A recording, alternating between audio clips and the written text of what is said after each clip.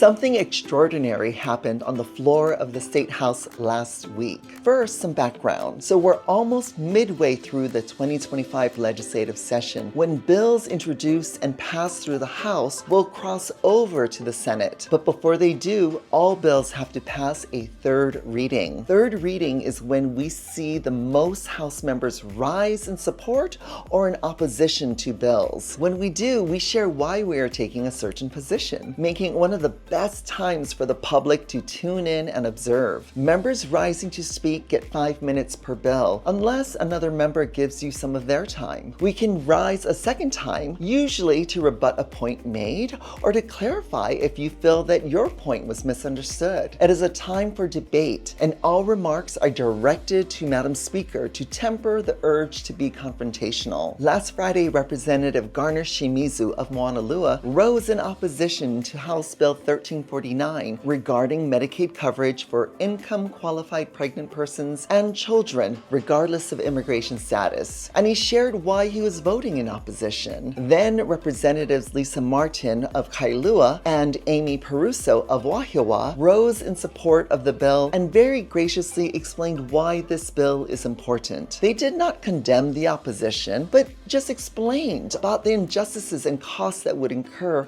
if this bill does not pass.